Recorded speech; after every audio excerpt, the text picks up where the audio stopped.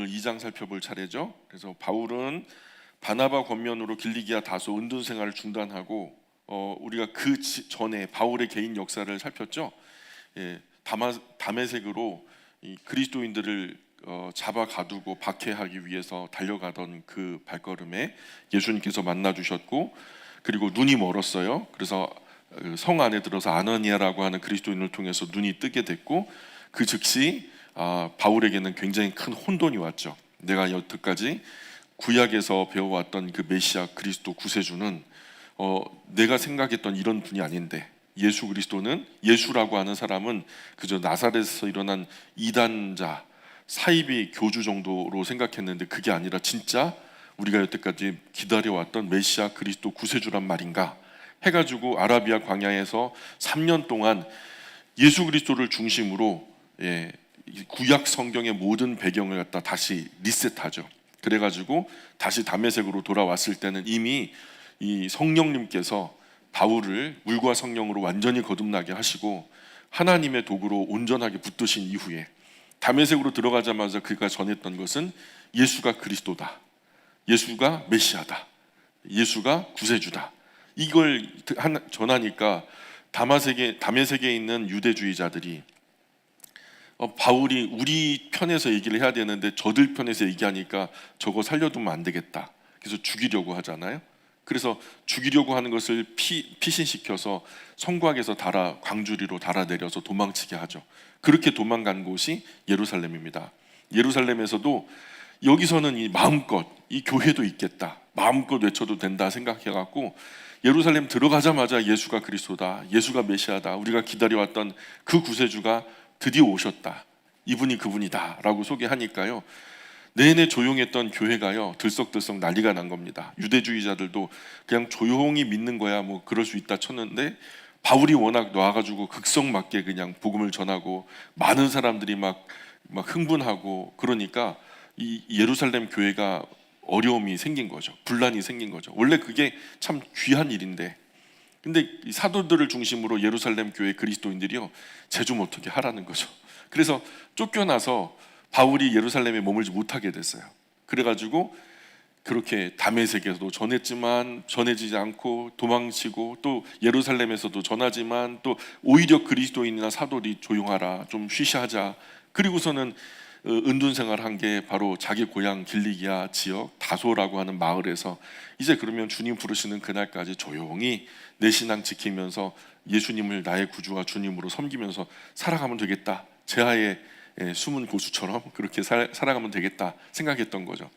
근데 그때 당시 이제 안디옥에서 큰 이방인 중에서 구원의 불길이 일어났다라는 이야기를 듣고 그 예루살렘에서 파송한 것이 이제 자기의 전 재산을 하나님께 헌신했던 이 바나바 정도는 우리가 신뢰할 수 있겠다 해가지고 바나바를 시리아 안디옥으로 파송하고, 과연 바나바가 예루살렘에서 일어났던 오순절 성령의 임재하심이 이 안디옥에서도 임한 것이 똑같다라는 것을 확인한 다음에 이 안디옥 교회를 중심으로 많은 그리스도인들이 생겼는데 이걸 어떡하나, 이들이 그냥 순간 막 뜨겁게 성령의 충만함을 입고서 그냥 있는 이대로 하는 것이 아니라 교육도 필요하고 조직도 필요하고 좀 규모 있는 교회로서 뭔가 시작이 돼야 될 텐데 해가지고, 근데 이 안디옥 교회에 바울의 친척이 있었어요. 그래서 바울의 친척이 이 가까운데 바울의 배경 이야기를 하고, 바나바도 사실 일찍이 알고 있는 터라 길리기아 다소까지 가가지고 바나바가 바울을 데려다가 안디옥 교회에 세우고 같이 동역을 하자. 그래서 안디옥 교회에서 열심히 복음을 잘 전하고 체계화시키고 조직화해서 안디옥 교회가 안디옥 교회 될 수 있었던 거죠. 그렇게 몇 해를 하다 보니까 안디옥 교회가 영적으로 성숙했어요. 믿음이 성장한 거예요. 전에는 내가 받은 구원에 머물러 있었는데 내가 받은 구원을 넘어서서요, 이제 이 복음의 구원이, 이 구원의 복음이, 생명의 복음이 우리만이 아니라 전 세계 열방의 수많은 곳에 퍼져나가야 되는데 그게 이 사람들 마음에 안타까운 거죠. 드디어는 그 주제가요, 전도와 선교라고 하는 주제가 성숙한 안디옥 교회 그리스도인들 안에 뜨거운 이슈가 되고 주제가 된 거죠. 그리고서 우리가 어떻게 해야 될지를 알지 못하니까 우리 대신에 누군가를 세우자, 그리고 성령께서 우리를 통해서 하게 하시는 이 일들을 하게 하자. 그래가지고 이들이 전도 선교에 눈을 뜨고 바울과 바나바를 세워서 전도 여행을 시작하게 한 거죠. 우리가 후원할 테니까 다만 당신들은 우리에게 전했던 그 구원의 복음을, 생명의 복음을 열방의 많은 사람들에게 전하는 이 일들을 위해서 집중하십시오. 우리가 후원하겠습니다. 그렇게 1차 전도 여행이 시작된 거죠. 이런 배경에서 보시면 좋아요. 그래서 이렇게 14년 후에라는 것이 이제 그 회심 이후, 바나바와 함께 디도를 데리고 다시 예루살렘으로 올라갔더니 이렇게 전도 여행이 여러 번 있었던 가운데 계시를 따라서 올라가 내가 이방 가운데 전파하는 복음을 그들에게 제시하되 유력한 자들이 사사로이 한 것은 내가 다름질하는 것이나 다름질한 것이 헛되지 않게 하려 함이라. 그래서 이 은둔 생활 중단하고 안디옥 중심으로 열심히 사역해서 안디옥 교회 든든히 세워지고, 그래서 결국 이런 전도 선교의 주제, 우리 교회도 사실은 우리 교회가 계속 하나님의 말씀을 열심히 공부하고 있는데 이 영적으로 눈이 띄어지고 신앙에서 조금 성숙하게 되면요, 내가 얻은 구원에서 머물러 있는 것이 아니라 그 다음 단계가 있어요. 다음 장이 있다는 말이죠. 우리가 사랑이라고 하는 주제가 남녀 간의 뜨거운 사랑만 있는 게 아니라 사랑하다가 열매가 생겨서 아기를 낳고 아기를 키우면서 부모 자식 간의 사랑이 있다는 다음 챕터를, 인생의 다음 챕터를 배우잖아요. 신앙에도요 똑같아요. 계절과 같아서 처음에는 내가 받은 구원에 감격하지만요, 이게 하나님의 성령께서 우리를 자라게 하심에 따라서 그 다음 단계의 챕터의 문을 열면요, 이 신앙의 다음 장을 맞닥뜨리게 되면요, 전도 선교가 우리 마음에 굉장히 중요한 주제와 이슈가 된단 말이죠. 드디어는 전도 선교의 사명에 눈이 띄어지게 돼요. 그래서 내가 가든 누구를 보내든 전도 선교 주제가 우리에게 정말 중요한 주제가 되더라는 거예요. 그것이 성숙한 교회라는 증거고 성숙한 그리스도인이라는 증거예요. 저와 여러분 안에 이 전도 선교의 마음이 있나요? 내가 얻은 구원 안에서 요 모양 요대로 그냥 잘 살다가 구원만 받아야지, 이런 마음이라면 아직도 어린 거예요. 우리가 신앙적으로 좀 성숙했다면 내가 얻은 이 구원이 다른 이들에게도 굉장히 중요한 의미가 된다는 것을 이해하고 그들도 건지고 싶어서 전도 선교의 이슈가 우리 마음의 굉장히 중심에 와 있어야 된단 말이죠. 어쨌든 바울은 그렇게 이런저런 사역을 잘 감당하는 중에 14년 만에 예루살렘으로 올라가게 되죠. 지금 그 얘기하는 거예요. 그것도 자기가 임의로 올라간 것이 아니고 성령 하나님께서 지시를 하신 거죠. 계시하셔서 내가 그렇게 하려고 한 게 아니라 성령께서 내 안에 역사하심으로 내가 그렇게 갈 수밖에 없었다고 얘기해요. 그때 사도들과 공적인 자리가 아니라 사적인 자리에서, 사석에서 공동체 예배 속에서 공적인 자리에서 대화를 하게 되면 바울 때문에 과거같이 예루살렘에서 바울이 입을 열고서 예수는 그리스도요, 예수는 메시아요 하니까 어떻게 됐어요? 예루살렘 도성이 막 난리가 난 거죠. 이 바울이라는 사람이 존재감이 워낙 커야죠. 그가 이스라엘에서 유대인들 안에 세 손가락 안에 꼽히는 3대 랍비가 존경할 만한 3대 랍비가 가말리엘인데, 가말리엘의 수하에서 그 수석이었어요. 거의 뭐 그냥 수제자였죠. 그리고 그 신분으로 보자면 로마의 시민권도 있었고요. 유대인으로 따지자면 바리새인이요 산헤드린 공의 공의원이었단 말입니다. 그러니까 바울이라는 것이 그 이름이요, 예루살렘 안에서는요 모를래야 모를 수가 없는 굉장히 존재감이 큰 존재였어요. 그것도 누구보다도 열심히 특심이었다고 스스로 고백하잖아요. 누구도 나보다 하나님 사랑하는 그 열심에서 앞선 사람이 없었다고 그렇게 스스로 자부할 만큼 바울은 굉장히 탁월한 유대인이었거든요. 유대주의자였거든요.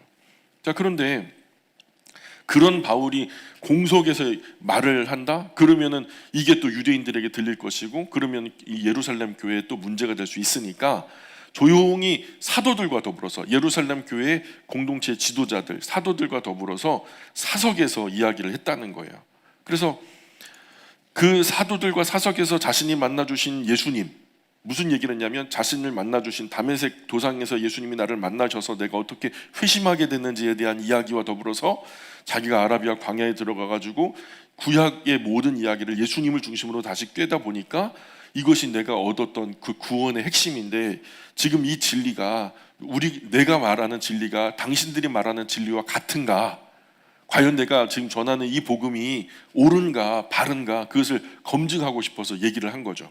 그래서 1절 2절의 얘기는 이래요. 제가 예루살렘에 올라간 것은 하나님의 지시로 이루어진 일입니다. 제가 열방에 복음을 전했던 일이 헛된 것이 아니라는 것을 확인하기 위해서 내가 전하는 복음의 내용에 관해 예루살렘의 형제들이라면 여기 사도들을 말해요. 그 예루살렘의 형제들과 사도들과 의견을 나누었습니다. 또 제가 가르쳐온 복음의 올바른 해석과 그 정당성을 인정받기 위해서 예루살렘 교회의 장로들, 여기서는 지도자들을 말하는 거예요. 교회 지도자들과 개인적으로 토론도 벌였습니다. 그 결과 제가 전하는 복음의 구원의 복음이 옳습니다, 맞습니다, 당신이 제대로 잘 전하고 있습니다, 이렇게 동의를 얻었습니다 라고 말하는 거예요. 바울이 전한 복음이 그러면 예루살렘 교회 사도들이 전하는 복음과 같다는 얘기예요, 다르다는 얘기예요? 예? 거기 계시죠? 같다는 얘기예요, 다르다는 얘기예요? 사도들의 복음과 바울의 복음이 같은 복음을 전하고 있다는 거예요. 맞습니까? 예. 그래서 예루살렘의 사도들이 바울이 전하는 복음이 맞다고 확증해 줬다는 거예요. 3절 계속 읽어볼게요. 3절 시작. 그러나 나와 함께 있는 헬라인 디도까지도 억지로 할례를 받게 하지 아니하였으니 나의 동료 디도는 헬라 사람이었습니다. 그러나 예루살렘 교회 지도자들은 디도에게 억지로 할례받도록 강요하지 않았습니다. 이런 말이죠. 사도들도 강요하지 않은 그 할례를 왜 갈라디아에 있는 유대주의자들은 왜 할례를 강요하냐는 거예요. 바울이 말은 그거예요. 사도들도 복음의 핵심이요, 예수님 가장 측근이요, 너희들이 말하는 정통의 정통인데 사도들도 이 할례를 강요하지 않는 것들을 유대주의자들, 너희 안에 가만히 들어간 유대주의자들이 왜 할례를 강요하냐, 이런 말을 하는 거죠. 4절 5절 계속 읽어볼게요. 4절을 시작. 이는 가만히 들어온 거짓 형제들 때문이라. 그들이 가만히 들어온 것은 그리스도 예수 안에서 우리가 가진 자유를 엿보고 우리를 종으로 삼고자 함이로되 그들에게 우리가 한시도 복종하지 아니하였으니 이는 복음의 진리가 항상 너희 가운데 있게 하려 함이라. 예, 지금 저와 여러분이 만난 이 문제는 갈라디아 지역 교회들의 은밀하게 들어온 거짓 그리스도인으로 인해서 일어난 일입니다. 거짓 그리스도인, 가짜 그리스도인. 자, 진짜 그리스도인 아니라는 거죠. 가짜 그리스도인, 신분을 감추고. 이들이 누구죠? 유대주의자들이에요. 유대교회에서 뭔가 열심히 특심해서 과거 바울처럼 예수 믿는 사람들을 좀 회유하고 그들의 교훈을 혼란스럽게 해서 다시 유대교로 회귀시키고 다시 이끌어 가려고 하는 유대주의자들. 이 사람들은요, 신천지처럼 갈라디아 지역 교회 여러 교회에서 다른 불순한 목적을 가지고 스파이처럼 은밀하게 접근해 들어온 거죠. 그래서 그리스도인을 빼내서 다시 유대교로 데려가라는 거예요. 예수님 믿고 구원받기 전에 이들의 논리는 그거예요. 유대인들이 여태까지 구약이라고 하는 굉장히 중요한 하나님의 말씀을 가지고 왔다. 근데 수천 년 내려왔던 이 구약 어느 곳에서도 이스라엘 백성 아니면 구원이 없다, 이스라엘 바깥에는 구원이 없다, 그러니 먼저 이스라엘 백성이 돼야 되는 것이 맞다. 그런데 성경에서 안내하는 이스라엘 백성이 되는 길은 할례를 통해서 되는 것밖에 없다. 할례를 받아야 완전한 이스라엘 백성이 되고 완전한 이스라엘 백성이 돼야 비로소 구원을 얻게 된다. 더불어 구원받은 이제 그 그리스도인들은 모세의 율법을 준수하면서 살아가야 된다. 뭐 이런 이야기를 계속해서 논리적으로 펴나가는 거죠. 교묘하게 이들을 유대교화시켜서 이후에는요, 모세 율법 지키면요 유대교인이죠. 그냥 유대교인인 거예요.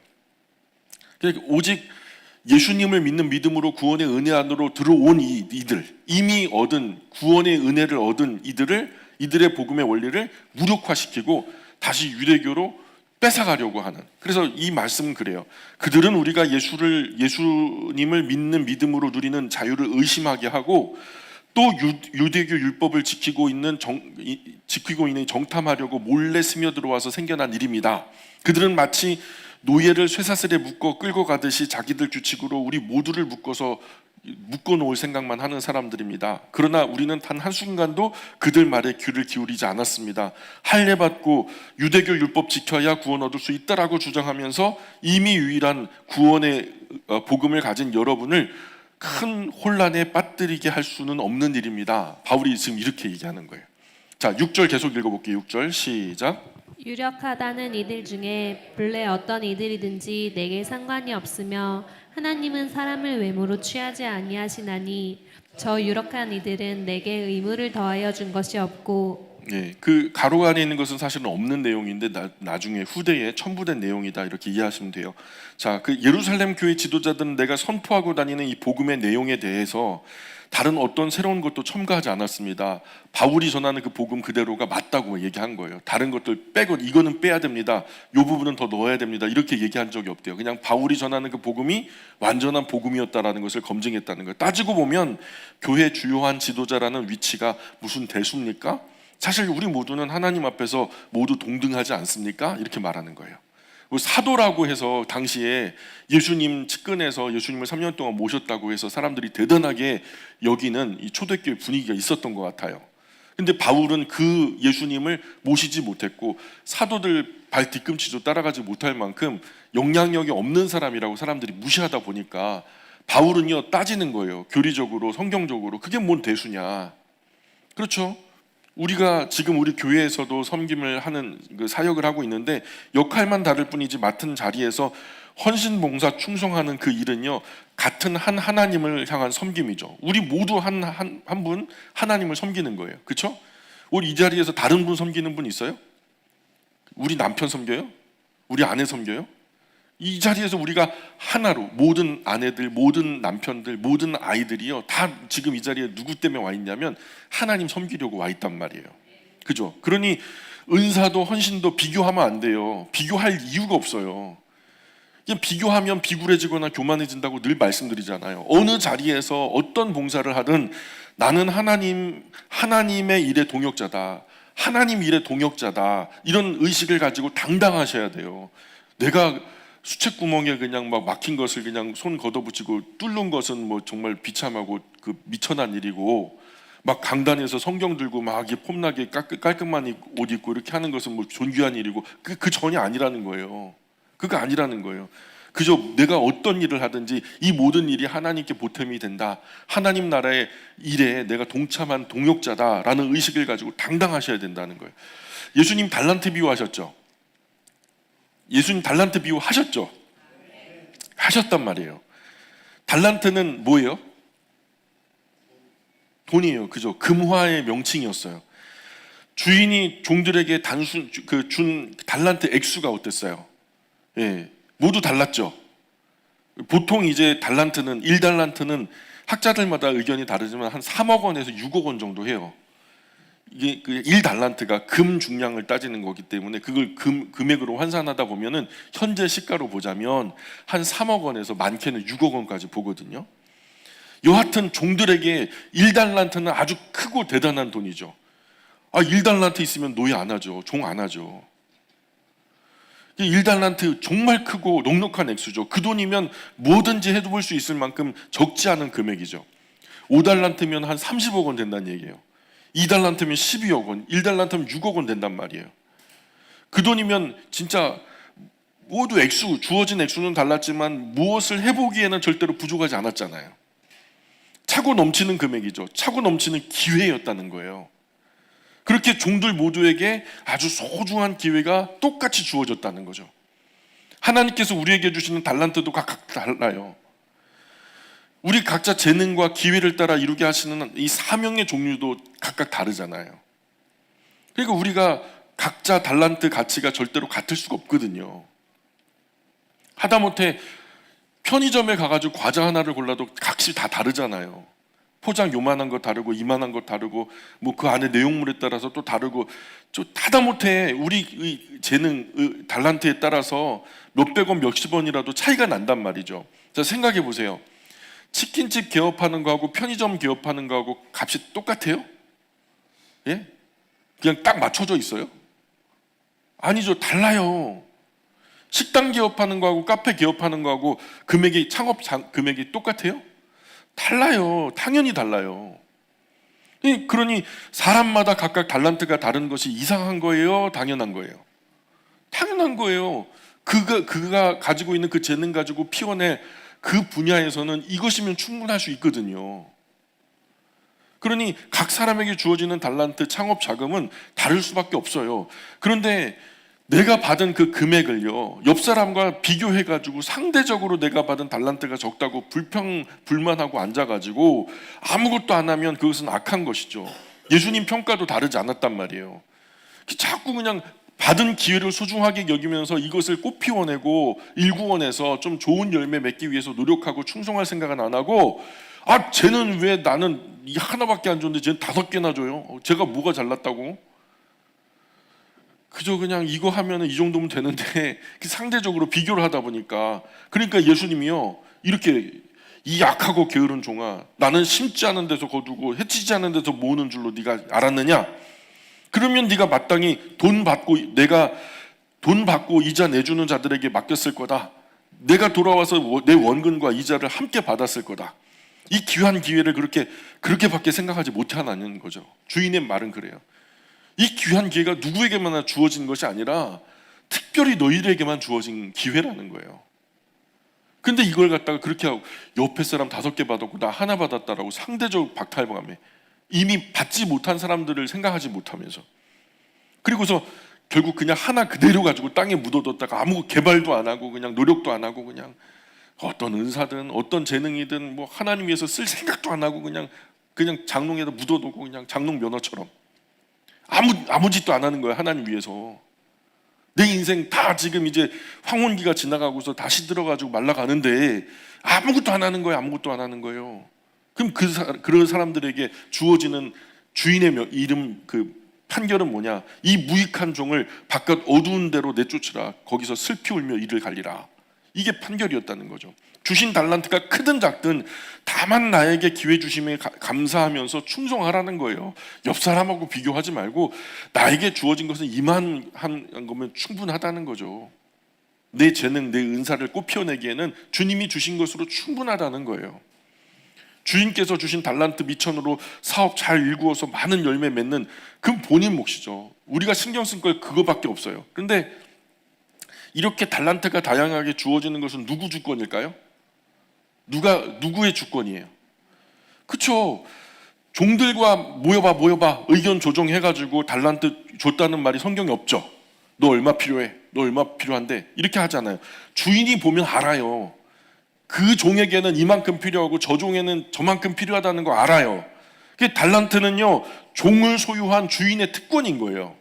그래서 주인 보시기에 이 종에게는 이만큼, 저 종에게는 저만큼 주는 것이 적절하다 여기셔서 주인 마음대로 주는 것은 지극히 당연한 거예요. 달란트 맡은 종들이 염두에 두어야 할 것은 자신이 받은 달란트 액수가 아니죠. 그것을 주신 분이 주인이라는 사실이에요. 나를 신뢰해서 주신 거잖아요. 그 많은 종들 중에서 자신에게 달란트 주어졌다는 사실에 집중해야 된다는 거죠. 기회를 주셨다는 거잖아요. 그래서 우리는 다양한 사명의 자리에서 항상 그 자리를 허락하신 분이 하나님이시라는 것과 그분이 나에게 아주 특별하고 귀한 기회를 주심에 늘 감사해야 된단 말이에요. 남들과 비교해가지고 막 비참해하면서 열등감에 젖어가지고 시기질투하면서 쟤는 많이 주었으니까 그런 거야. 나는 조금 받았으니까 이래도 괜찮아. 이렇게 비참해하거나 막 열등감에 젖어갖고 실기질투하거나, 또는요 상대적으로 쟤는 하나밖에 안 줘서 난 5개나 받았는데 하면서 우월감에 젖어가지고 교만하지도 말아야 된다는 거예요. 잘나서 준 게 아니거든요.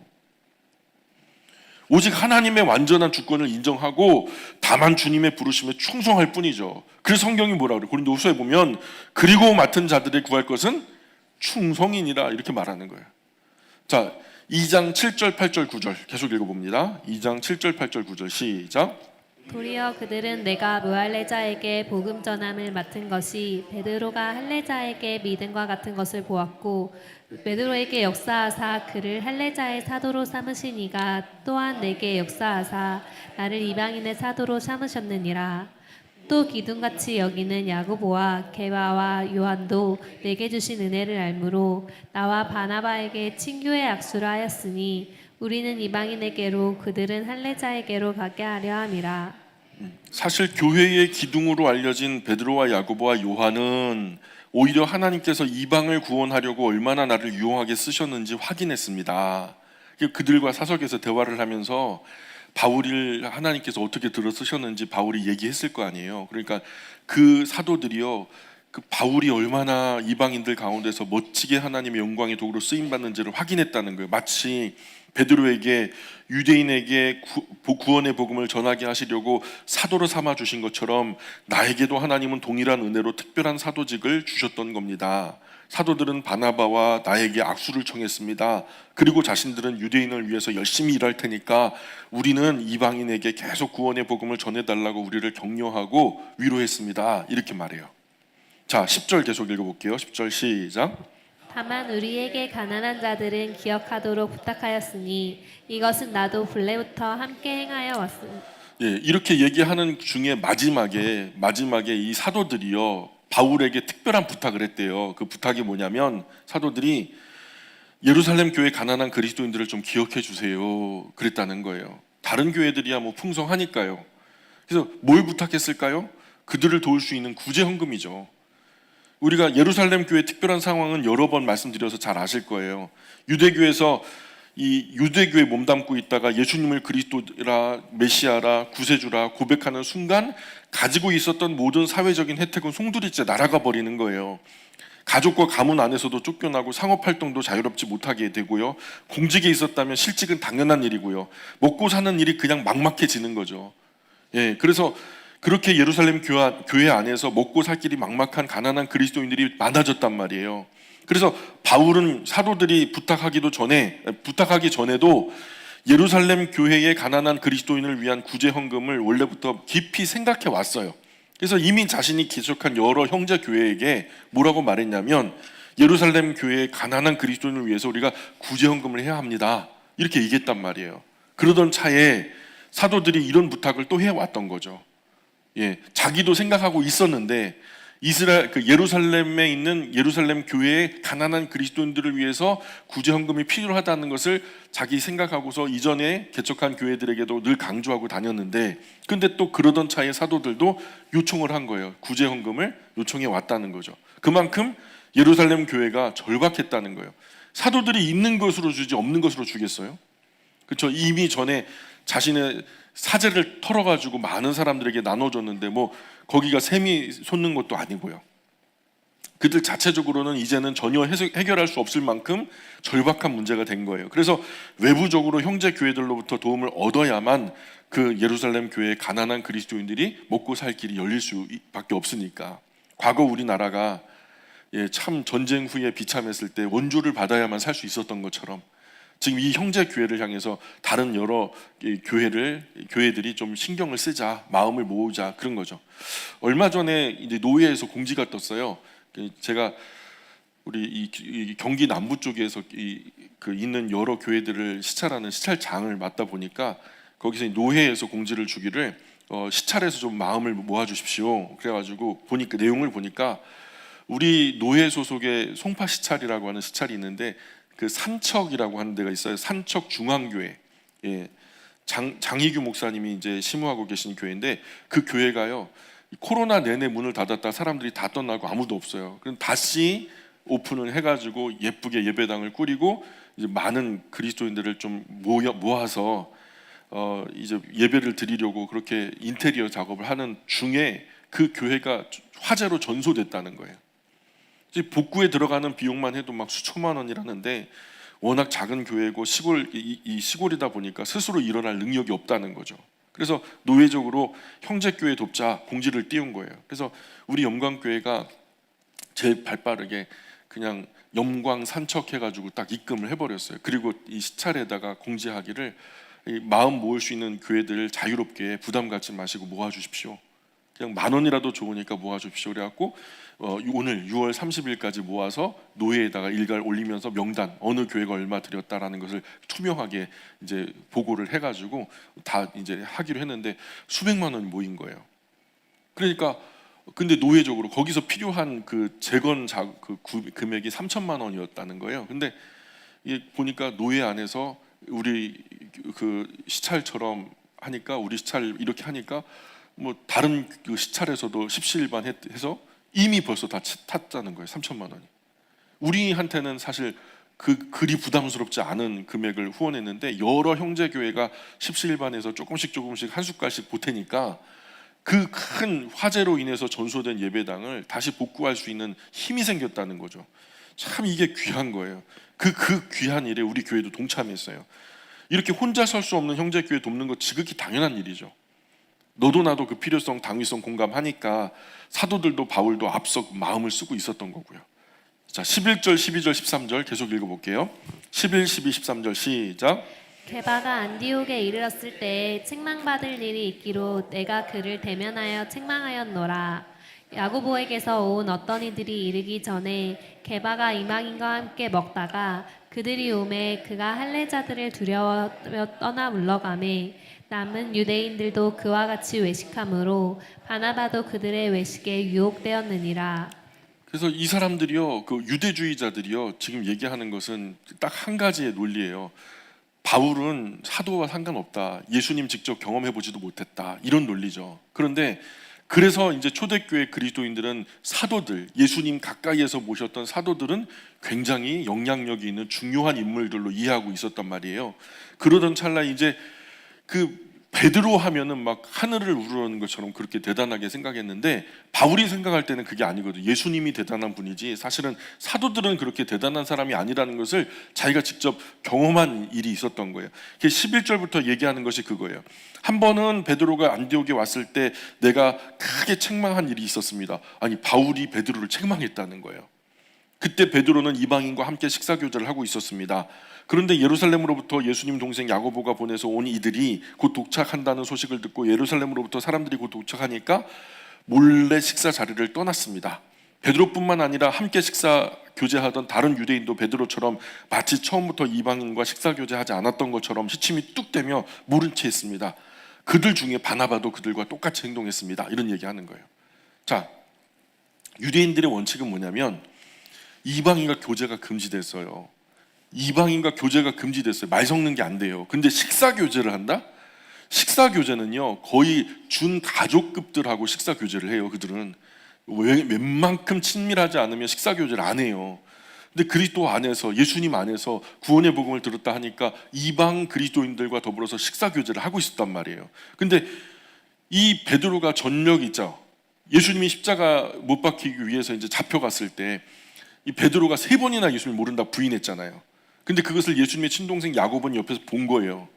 아, 예수님 위해서 내가 죽겠다, 함께 죽고 함께 살겠다 막 그랬던 베드로가 예수님 죽음 앞에서, 그 두려움 앞에서 꽁지 빼고서 그냥 배신하는 것을 봤으니 야고보가요, 다른 사람들은 베드로를 우러러올지 모르지만 예수님의 동생 야고보는요 사실 믿업지가 않아요. 그래서 야고보가요 사람들을 보내요. 야, 베드로 잘하고 있냐? 하면서 이제 이 야고보가 보낸 사람들이 안디옥에 도착할 쯤 되니까 이게 이방인들과 식사 교제하는 것이 또 흉음이 돼가지고 뒷말 나올까봐 무서워서 베드로가 그 사람들이 문 앞에 당도했다 하는 얘기를 듣고서 뒷문도 쪼르륵 빠져나가가지고 마치 식사하지 않은 것처럼 베드로와 함께 식사하던 다른 유대인들도 쪼르륵 빠져나가고 그 중에 심지어는 바나바도 같이 그렇게 자리를 피했다는 거예요.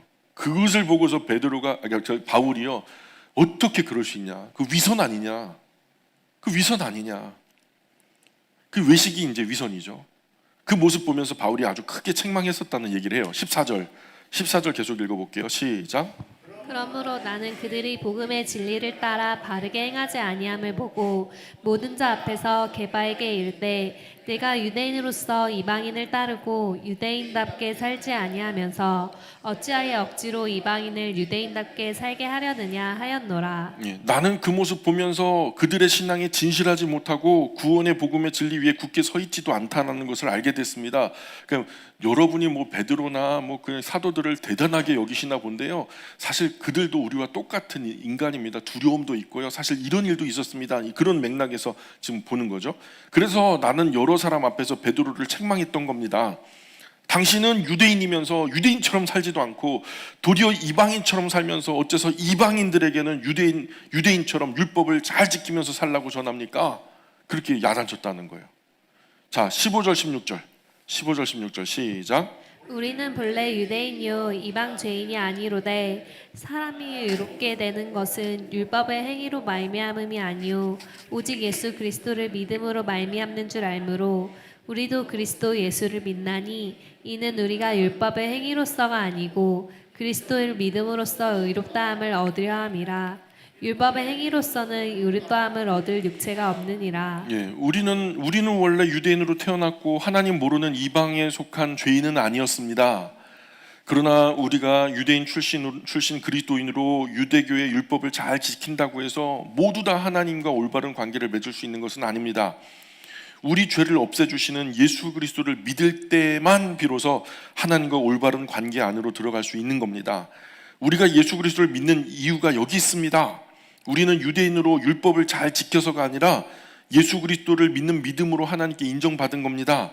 율법만을 지켜서 구원받을 사람은 세상에 단 한 사람도 없습니다. 이 말씀 때문에 마틴 루터가 크게 충격을 받은 거죠. 자, 계속 한번 읽어볼게요. 17절 18절 시작. 만일 우리가 그리스도 안에서 의롭게 되려 하다가 죄인으로 드러나면 그리스도께서 죄를 짓게 하는 자냐? 결코 그럴 수 없느니라. 만일 내가 헐었던 것을 다시 세우면 내가 나를 범법한 자로 만드는 것이라.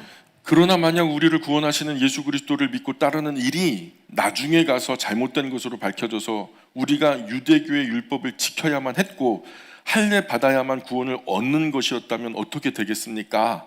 우리는 예수 그리스도만 믿어서 망했다 이렇게 말하지 않겠습니까? 그러나 하나님은 우리 주님을 믿는 사람들을 그렇게 되도록 내버려 두시는 분이 아닙니다. 만약 예수님이 오심으로 전에 파괴해버리신 그 낡은 제도를 우리가 다시 세운다면 우리는 언제까지나 영원히 죄인으로만 남을 겁니다. 바울이 그러는 거죠. 19절 계속 읽어볼게요. 19절 시작. 내가 율법으로 말미암아 율법에 대하여 죽었나니 이는 하나님께 대하여 살려 함이라. 예, 많은 율법을 다 지켜서 막 2,000 몇 개가 되는 일상의 율법이 있어요. 그들이 유대인들이 지켜야만 하는 일상의 율법도 3,000개 가까운 그 율법을 외우고 있는 사람도 없고요. 사실 그거 다 지키는 사람도 없죠. 그 많은 율법을 다 지켜서 구원 얻으려는 것은 불가능하다라는 것을 나는 성경 읽어서 깨달았습니다. 그러니 율법의 의로는 하나님 은혜를 결코 입을 수 있는 사람이 없습니다. 그래서 나는 오직 예수 그리스도를 믿음으로써만 하나님 앞에 인정받는 다는 사실을 알게 된 겁니다. 이렇게 얘기하죠. 세상 어떤 법도요, 그 사람 죽은 후에는 영향 줄 수 없죠. 죽은 사람을 어떻게 재판해요? 그래서 율법에 대해서는 내가 죽었다는 거예요. 그 율법이 이제는 나를 판단하지 못한다는 거예요. 나를 붙들지 못한다는 거예요. 그러니 율법에 대해서는 내가 이제 자유롭다는 거예요. 그러나 자유롭다고 해서 율법을 지키지 마라 이렇게 말하면 이건 잘못된 거예요. 어른들 말이 밥 걸으면 안 된다 이런 말 하죠. 근데 이 말을 율법적으로 받아 지키는 사람 없어요. 이건 율법이야. 이건 반드시 밥 걸으면 안 돼. 이건 목숨 걸고 지켜야 되는 원칙이야. 이런 식으로 해가지고 밥 드시는 분 없죠. 먹든 말든 상관없어요. 자기 배만 고플 뿐이지. 이제 이 율법은요, 우리 구원과는 상관이 없어요. 이 율법이요, 우리 구원에 영향을 줄 수 있는 기능이 없어요. 그러나 이 원리는요, 우리 생활에 직접적인 영향이 있단 말이에요. 이제 율법의 잣대로 정죄할 필요도 없고 정죄하지도 않아요.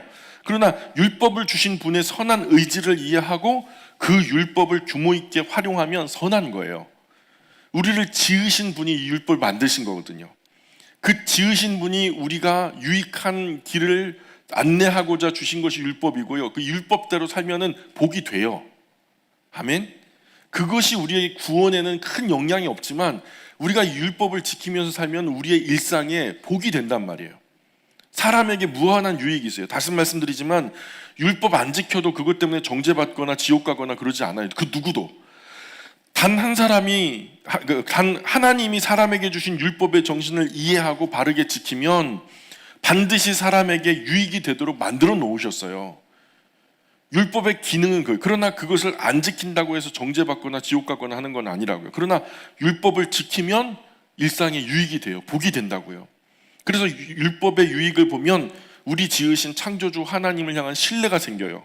그 율법을 지키다 보니까 진짜 몸도 건강해지고 정신도 맑아지고 그리고 관계 안에서도 정말 인격적이고 건강한 관계를 하게 되고 그리고 신앙 안에서도 우리가 영적으로 굉장히 맑은 질서를 가지고 우리를 지으신 창조주 하나님 앞에서 건강하고 건전하게 살아가고 이것이 우리에게 주신 율법의 무한한 유익이구나 이걸 느낀다는 거죠. 그래서 사람이 하나님 신뢰하지 못하고 우리 사람 속에 악한 죄의 성향이 자꾸 율법을 거스르게 했다는 말이에요.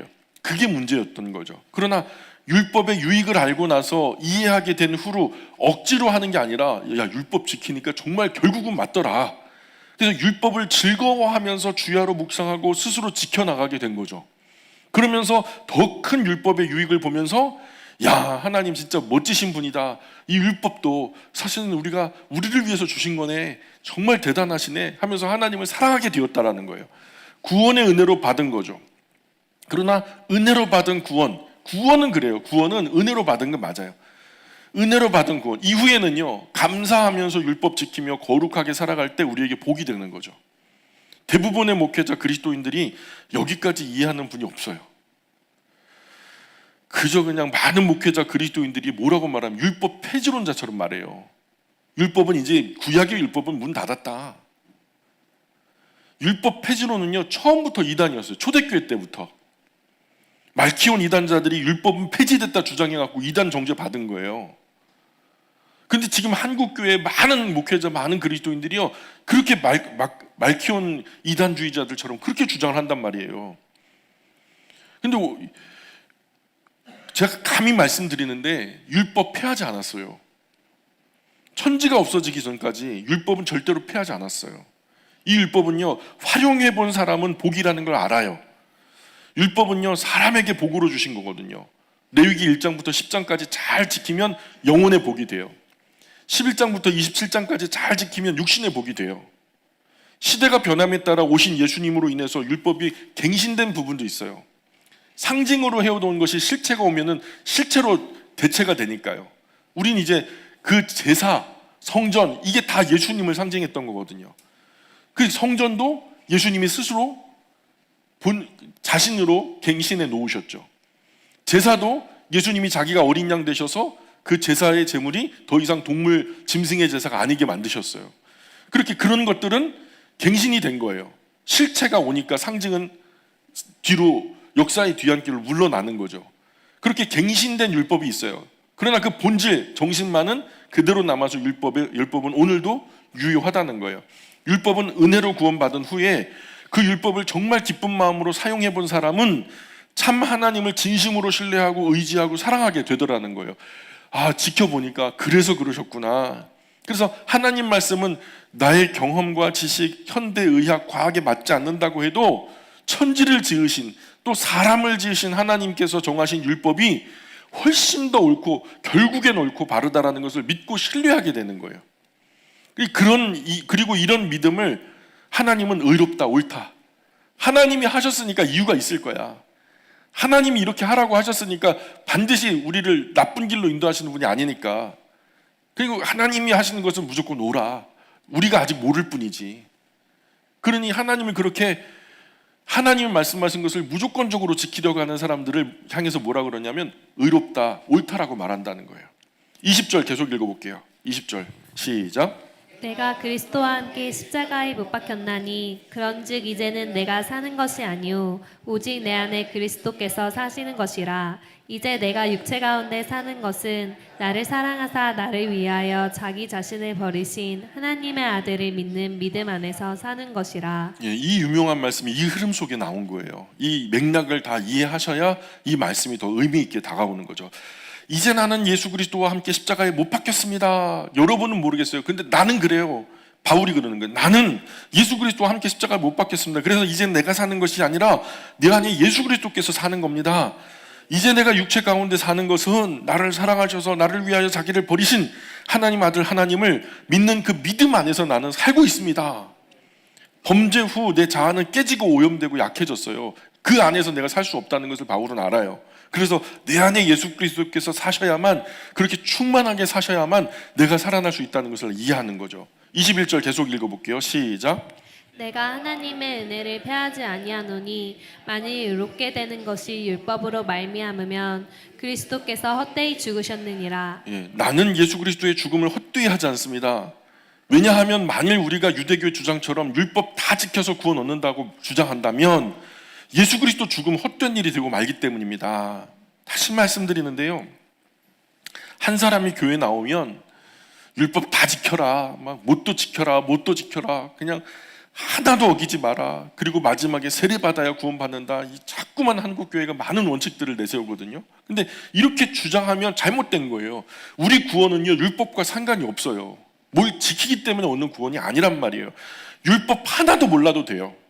아담의 자손들 오염되고 타락한 죄의 본성 가진 사람은 근본적으로 교회에 나오는 것조차도 어려워요. 그래서 성경은 뭐라고 말하냐면 하나님을 믿는다, 사람이 예수님이 나의 주님이시다, 하나님은 내 아버지시다, 이렇게 말을, 사람이 어떤 입을 벌려 이런 말을 할 수 있는, 진심으로 이런 말을 할 수 있는 사람이라면 그건 자기가 하는 게 아니라는 거예요. 성령께서 허락해 주실 때에만 이런 고백이 가능하다는 거예요. 여기서 단서는 뭐냐면 진심으로. 그런데 교회에 나온 지 얼마 안 된 분인데 하나님이 창조주이신 걸 믿어버려요. 그리고 사람의 오염과 타락을 인정해요. 그리고 나 죄 때문에 예수님이 십자가에 죽으신 것을 믿으면 하나님 말씀 들리기 시작한단 말이죠. 성경에 있는 말씀이 진리로 들리기 시작하더라는 말이죠. 그러면서 마음 깊은 곳에서 아멘 아멘 아멘 아멘 그러다가 자기도 모르게 깊은 기도가 나오는 거죠. 기도 속에서 나도 모르게 하나님 내 아버지라고 부르는 것이 이상하지 않는 거예요. 눈물이 비오듯 하면서 하나님 나의 아버지라고 부르기 시작하는 거죠. 태어나서 지금까지 단 한 번도 하나님을 아버지라 불러보지 못했는데 어느 날 하나님을 나의 아버지라고 진심으로 인정하고 부르기 시작하더라는 거죠. 여러분, 자기 아버지도 아닌 분에게 아버지라 부르면 그 정신 나간 거예요. 좀 정신이 이상한 거예요. 그런데 어느 날 진심으로 나의 아버지라고 부르는 거예요. 아버지라고 부르는 거예요. 또 예수님을 나의 주인님, 나의 주님이라고 부르게 되더라는 거예요. 이거 성령님께서 허락하지 않으면 진심으로 이렇게 고백할 수가 없단 말이에요. 그리고 이제 살아가는 목적이 자기 위해서가 아니라 자기 위해서 죽어주신 그리고 다시 살아나신 예수님 위해 사는 거죠. 이제 내가 죽든지 살든지 먹든지 마시든지 뭘 하든지 그분의 영광, 그분의 기쁨, 그분의 행복 위해서 살겠다는 거죠. 이렇게까지 되면 우리가 율법을 다 알 수 없어도, 율법을 외울 수 없어도, 지킬 수 없어도 그냥 믿음으로 세례받게 되고 구원받는 거예요. 그 성령 세례 받으신 거예요. 그거는 구원받은 후에는 어떻게 살아가야 하느냐, 율법 이하로는 안 되고, 즉 율법 아래에 있는 것이 아니라 이제는 율법 위의 삶을 살게 되더라는 거예요. 율법 위의 삶을 살기 때문에 성경이 말하는 율법보다 그 이상의 훨씬 더 바르고 인격적인 아름답고 고상한 삶을 살게 되더라는 거예요.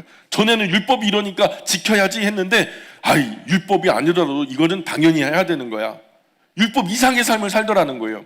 예수님이 산상수훈에서 말씀하셨죠. 뭐라 말씀하세요?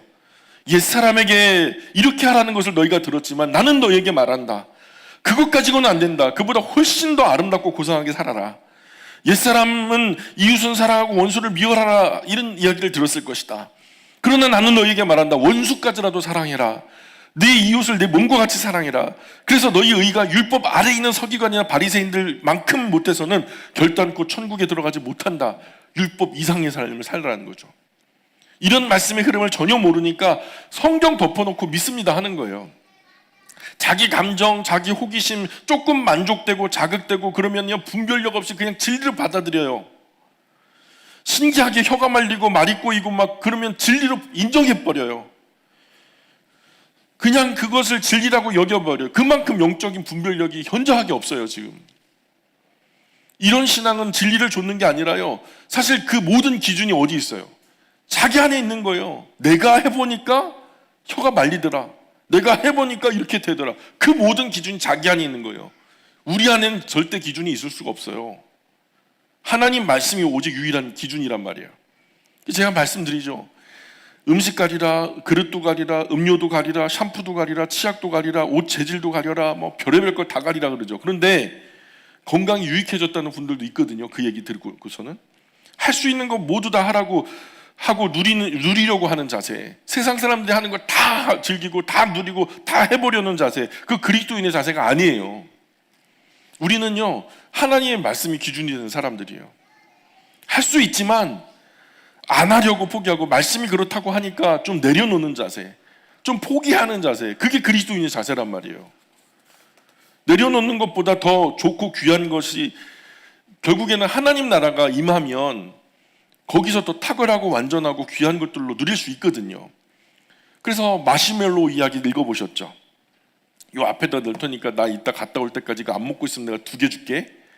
근데 기다렸던 애는요 그렇게 두 배의 이익을 얻더라는 거예요. 근데 그 아이들을 추적해서 보니까 이 아이들이 대부분 인생에서 건강한 승리를 거두고 건강한 사회인으로 살더라는 거죠. 그런데 하나 남겨놓고 이거 갔다 오면은 내가 2개 죽겠는데 나가자마자 늘름 먹어버리는 아이들은요, 그냥 지지부진하게 그렇게 살아가더라는 거예요. 오늘 그리스도인들도 마찬가지예요.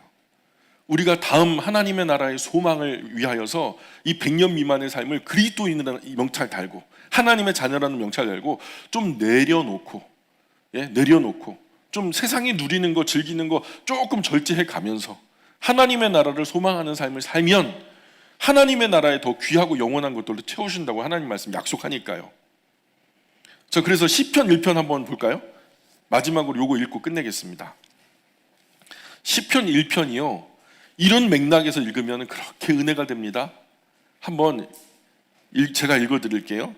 복 있는 사람은 악인의 꾀를 따르지 아니하며 죄인들의 길에 서지 아니하며 오만한 자들의 자리에 앉지 아니하고, 이 중요해요, 오직 여호와의 율법을 즐거워하여 그 율법을 주야로 묵상하는 자로다. 그는 시냇가에 심은 나무가 철을 따라 열매를 맺으며 그 잎사귀가 마르지 아니함 같으니 그가 하는 모든 일이 다 형통하리로다. 악인은 그렇지 아니하며 오직 바람에 나는 겨와 같도다. 그러므로 악인들은 심판을 견디지 못하며 죄인들이 의인들의 모임에 들지 못하리로다. 무릇 의인들의 길은 여호와께서 인정하시나 악인들의 길은 망하리로다.